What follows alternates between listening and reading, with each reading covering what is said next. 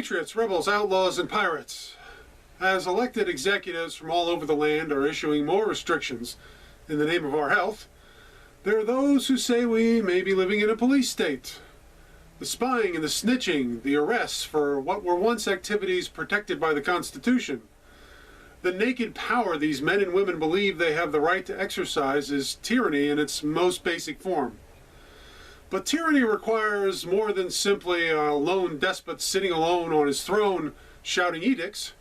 It requires an army of enforcers. In other words, a police state requires police. Now, in the old days, in less technologically sophisticated countries, the military and the police were all that a police state needed. Official thugs to go out and enforce the edicts of the despot, rounding up those who would dare defy even the most inane decree. In more modern totalitarian states like ours, however, many of the enforcers hide behind keyboards. They don't get their hands dirty, they simply steal with a stroke of a key, rescind permission for a business or a professional license, take a house or property, steal an election. Ultimately, the thugs will show up and throw you out of your house or confiscate property that exists in the real world, but the thug sitting at the computer and the thug with a gun are still just goons the despot hires to enforce his or her will.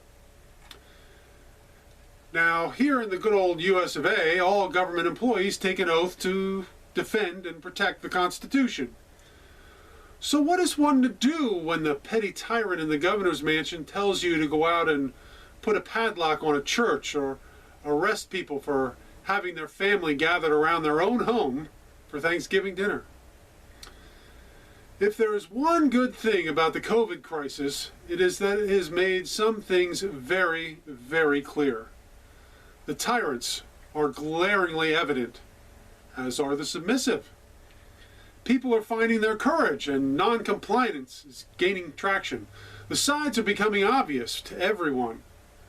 The question for all you enforcers out there is, whose side are you on? Some of the wheat and the chaff have been separated, no question about that. There have been some officers who have enforced the most oppressive edicts. I'll never forget the Marine police in California arresting a lone paddleboarder on the ocean.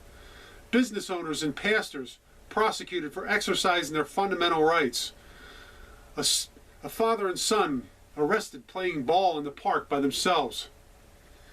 The men and women in blue who are following these orders are the same kind of people who made up Hitler's SS in Germany, the soldiers who gunned down demonstrators in Tiananmen Square, and the goons who recently shot protesters in Venezuela. These are the sort who just follow orders. They have violated their oath and so reduced themselves to thugs in a criminal enterprise. Now, of course, there were others who stated publicly they would not be enforcing the illegitimate lockdowns and their associated edicts. These men and women who understand their obligations to the Constitution and the people they serve, they still use their common sense and respect the rights of we the people.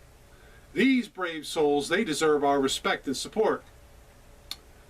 So I ask all of you public servants out there, those with badges and those who sit at desks, are you going to be part of the police state? Are you going to be a bully enforcing the will of a tyrannical government? If so, then don't be surprised when you are treated by we the people as the criminal and thug that you are.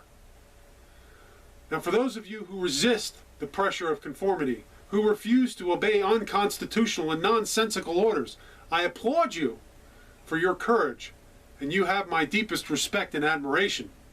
Thank you for your service.